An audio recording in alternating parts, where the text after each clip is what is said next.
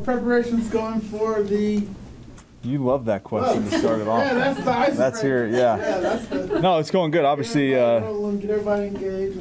yeah, no, it's been obviously accelerated week. Yeah, thanks for that. Started off nice and easy. Accelerated week, but it's been good. We've kind of got to jump right after the game, which is nice to have those 1 o'clock home games where you get home and you can kind of start peeking the next opponent on these short weeks. So started looking at them Sunday night like everybody did, and got the full first, second down, and third down plan done all today, which was good. And then tomorrow just ends up being like a red zone day and just all encompassing. We'll practice a little bit and get on the grass. Guys will move around a little bit. So we are on schedule with the preparation. Obviously got a really good defense, been a really good defense for a long time under Coach Bowles. Ton of respect for what they do over there. Great players, great scheme. So we got our hands full for sure, and looking forward to the challenge. How do you all address the penalty situation? Yeah, the penalties are, we can't have those. There's certain situations we're trying to avoid, and obviously it's at the discretion of the refs to call those, and you got to just keep playing. And so those have been tough. Obviously the one with Bijan coming back on the touchdown, you hate to see those, but we're just going to continue to try to clean it up. Each penalty kind of writes its own, has its own story. So definitely trying to eliminate those, so we can eliminate those second and longs, first and longs, all those situations that are typically drive killers. Can you kind of work on that in practice? I know you said they're all kind of different situations. Yeah. But is there something you can do to kind of? It's more just awareness and watching film and understanding exactly how the refs are officiating these things, and so that's the biggest thing, is just showing the whys and what the ref was seeing on this one, and how we can clean it up moving forward. When you have those injuries on the offensive line, are there things in practice you can do to kind of practice the communication so like those penalties you're not seeing in game? Yeah, I think you can try the best to emulate those. Raheem does a great job of putting us in a ton of different situations against our starting defense that we get good on good work every single day at practice. So you're trying to get as many of those as you can. Of course, when the lights are on and, it's a totally different feel out there. But you're trying to replicate it as much as you can in practice. But the game reps obviously go such a long way with those guys. Expect Newsel and all those guys to just be a little bit cleaner this week. I'm curious, kind of in your head, and I asked Kurt this question after the game. When you're moving the ball, you're getting, I believe y'all are top 10 in yards per game, had over 300 against the Saints, but then not punching it in. How do you, in your head, kind of weigh that? Yeah, it's difficult because the biggest thing you got to do in this league is score points, and we're not scoring enough points. Our defense is doing a great job. We are just not scoring enough points, and so that's going to be continued emphasis on our side.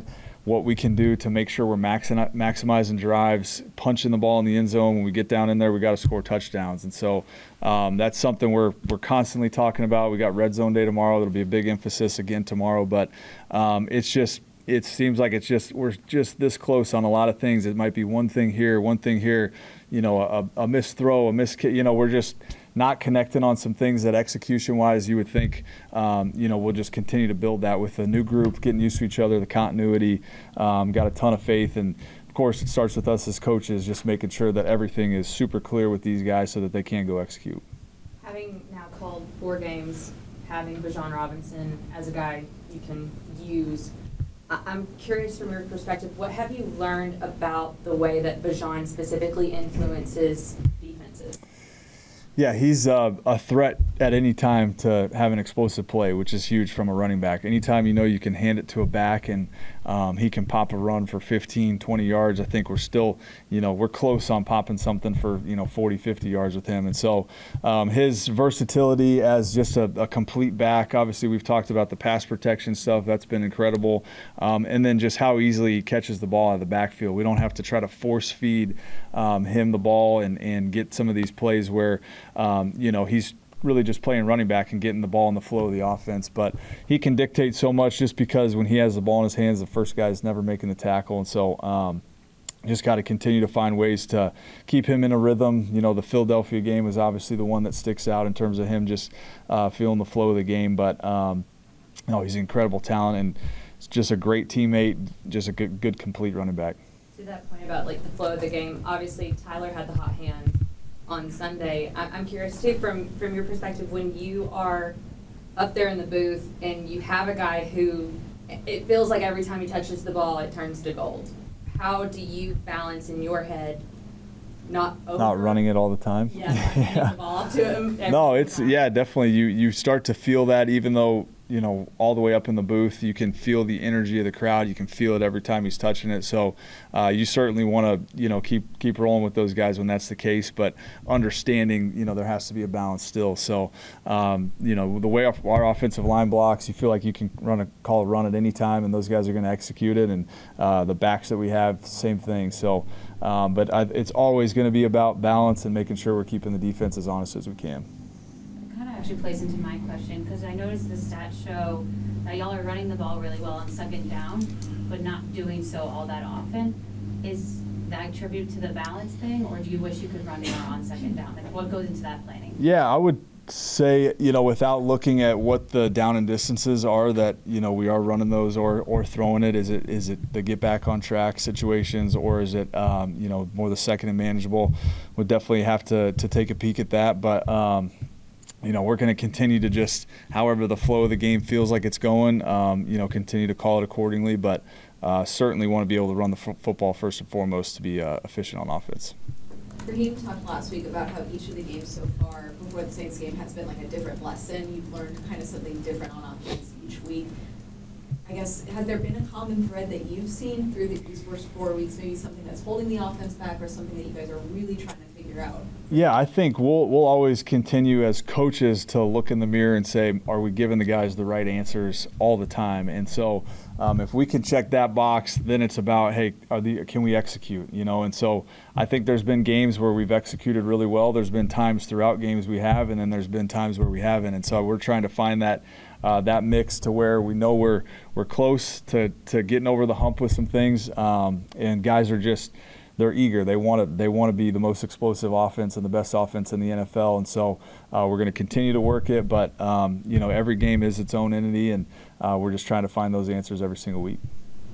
I'm curious, as a first-time play caller, rookies say the games kind of slow down as they get more into the season. Is that the same? Do you feel that for you as well?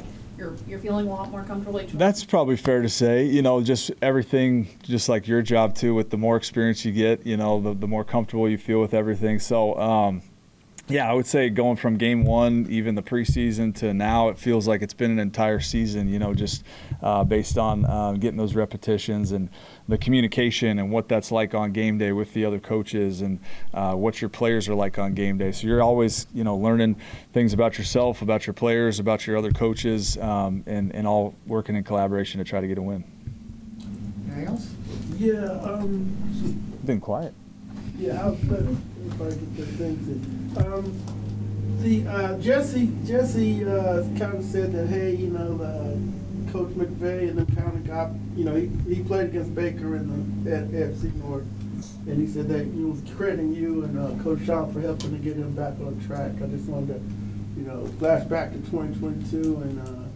Now since you're facing them on Sunday, what was that like? Yeah, no, it was obviously a whirlwind. Baker got there on a short week. We had the Thursday night game, very similar to this. So it was basically he came in on a Tuesday, a Tuesday night. So he would be getting here like tonight playing a Thursday game. So we got him caught up to speed on some different things. He had some continuity with our offensive system being in Cleveland under the West Coast, so there was a little bit that he could kind of grab from that, but love Baker, great competitor, have always liked watching him at Oklahoma. I went to Oklahoma State, so natural rivalry there as a Sooner, but he's really talented player, really talented thrower, just has every throw at his disposal, great competitor like I mentioned, and certainly valued the time that we had in LA together. It was tough circumstances that season. There was a ton of injuries. Obviously, we were down a few quarterbacks, and he stepped in, and his leadership that he had the rest of the season with those guys was really cool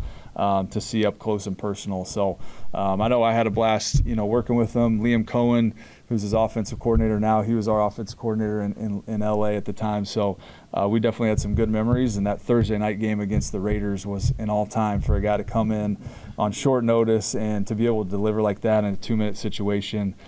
certainly a game that I know he'll always remember, and us as coaches will, because it was just such a cool experience.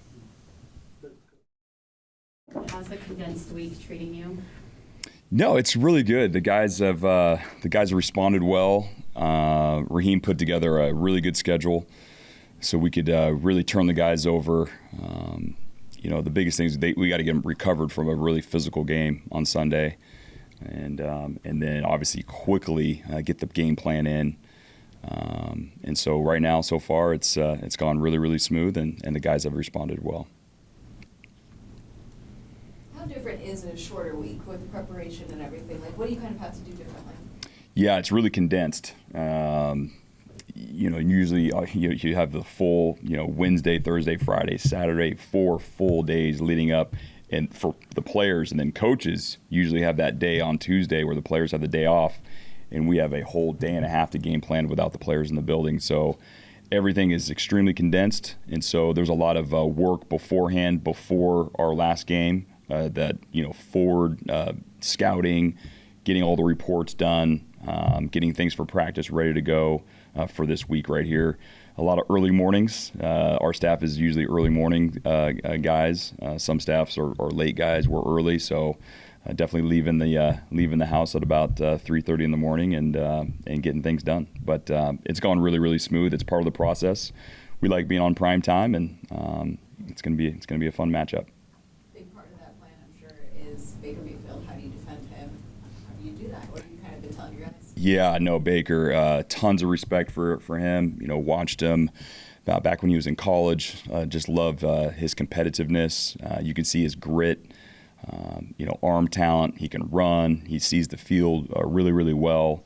But I think his competitive edge is his competitiveness. You can see that on tape. It just oozes off the tape. And, that's going to be something that we're going to have to deal with. And we'd expect nothing less every single week. It's always somebody, some player, some team that's out of the ordinary, extremely, extremely talented, and Baker Mayfield is one of them. He's been fairly accurate. I know that they're a top 10 passing team right now, but what I found interesting is, I know everybody's going to talk about Mike Evans and Chris Godwin, but in that very first drive this past week, Baker hit 5 different guys on the first 5 plays of that game. What can you say about not just like those guys that everybody knows, right, what they do collectively in the pass game? Yeah. And all the guys you just mentioned, are probably highlighted in terms of, the Mike Evans, the Godwins, but Baker will distribute the ball to anybody that's open. A lot of teams will try to take away those weapons that you just mentioned, and he's not going to force the ball into somebody that's double covered.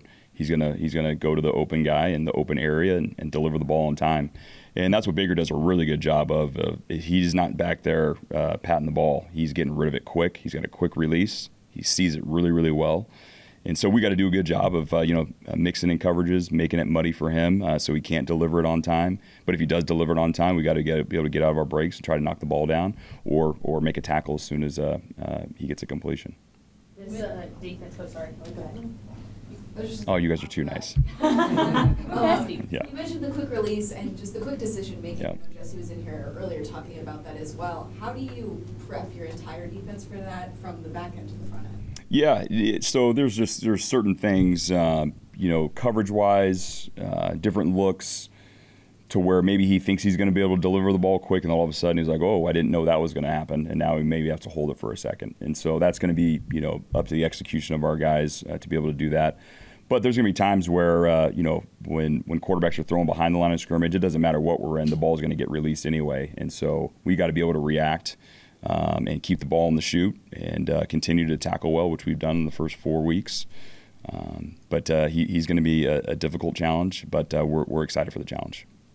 You guys are leading the league in limiting explosive plays of over 20 yards. I believe only 6 that over the first 4 games. Ask Jesse about it, if that could be like a stat that is indicative of a team's identity. And I thought he had a really good point about how the experience level of the guys in the secondary plays into that, where he's like, we know kind of the feel of the game when an explosive could happen, what the route concepts could look like if they're trying for something like that, and taking that away. I'm curious, as you're kind of taking a step back and looking at those guys making those decisions in the meeting room and then translating off to the field, what do you take away from that? Yeah, that's what there's a big correlation between if you're giving up big plays, you're probably going to end up losing that game. And then in reverse, if you're gaining big plays on offense, the statistics go up in terms of you have a high probability of winning the game. And so that is one of the keys that we're trying to do. We want to tackle well. We want to keep the ball in the chute. We want to keep the ball in front of us. And our guys have done an excellent job of doing that thus far. And it helps when we have some of the best safeties in the National Football League right now patrolling the back end. And obviously with our corners, with AJ and Mike and Clark and D back there, they've done an excellent job of just really keeping everything in the chute and making it hard for offenses to create those explosives. This is the first time we're talking to you since the last game. I'm just curious what your reaction was when you see that ball pop up and then see Troy take it to the house. Yeah, so that was first quarter, I believe. My reaction was, we better get these guys some Gatorade and some water because we're back up, and because I've been in this situation before. That would have been nice if it was at the end of the game and I could celebrate. But my immediate reaction was, get the guys oxygen, get them water, get them Gatorade. We're back up. So, sorry, that's as cold-hearted as it is, but that's what it is. Because if I remember correctly, then Troy had the tackle for loss on that next drive. Mm-hmm. Just, what does he mean to this defense? Yeah, no, Troy's playing at a really high level. He studies his tail off. He puts the work in behind the scenes that nobody sees. And he's obviously extremely, extremely talented. He's got big, physical traits. He's fast, but really, really smart. We're able to do a lot of different things with him.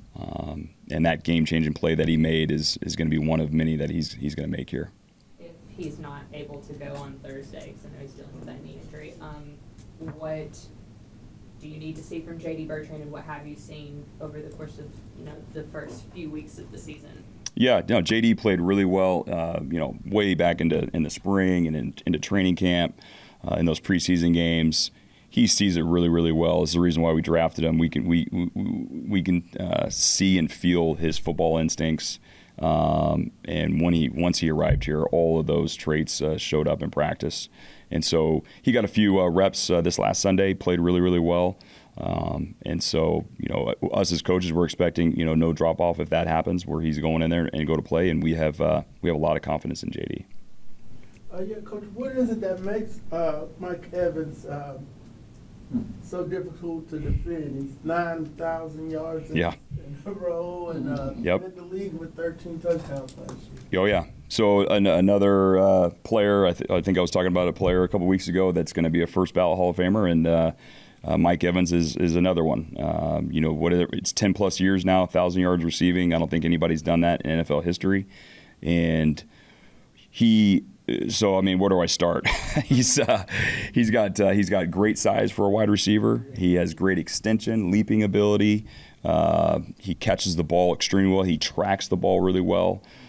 He's strong and physical, and so corners that are on him, he's able to big body him. And, almost box out and go up and get those 50-50 balls. And so when you're throwing to Mike Evans, I bet those quarterbacks are more thinking it's probably 90-10 in his favor that he's going to catch them, not 50-50. And, I could go on and on. Another player that I saw, watched at Texas A&M and had a lot of love for, you could tell that he was going to be a impact player at this level. And sure enough, he definitely has. And what has the emphasis been this week on penalties, getting those cut out after a spike last week? Yeah, so, we've been really good on penalties all season long, really low. This last game was a little bit of a anomaly for penalties for us. And, Raheem does a really nice job of addressing those in the team meetings, and we do as well on defense. And those guys have done an excellent job, especially like the stuff on the quarterback and the extra personal foul stuff. We haven't really got into all that stuff. And so a little bit of spike this last game, and I'm guessing we'll go back to our normal low levels this next game. This is kind of off topic, but also not really. When it comes to defensive pass interference, Darnell Mooney made the point to say in the post-game locker room on Sunday that was kind of him understanding the situation and flashing his hands a little bit early to draw kind of that penalty. as a defensive coordinator, when kind of receivers have that wherewithal and you know that they can kind of play that game a little bit, how do you like combat that? Yeah, this goes back to, coaching those guys, defensive backs. To try to keep the flags in the pockets, what we've always said is if you turn around and try to go for the football, for the most part, the referees are going to keep the flags in their pockets. But if you face the receiver and the receiver's going back towards the ball, and DB, linebacker, anybody that's covering, and they're not going back towards the ball, that's a real easy call for a referee. And so we're always trying to get the ball back anyway. We're trying to get the ball to intercept it. We're trying to get the ball back for our offense. And so when that ball is up in the air, which our guys do a tremendous job of, they're trying to go up and get it like they're the wide receiver. And so we coach that. If we can continue to do that, we're hoping to keep those flags in the pockets.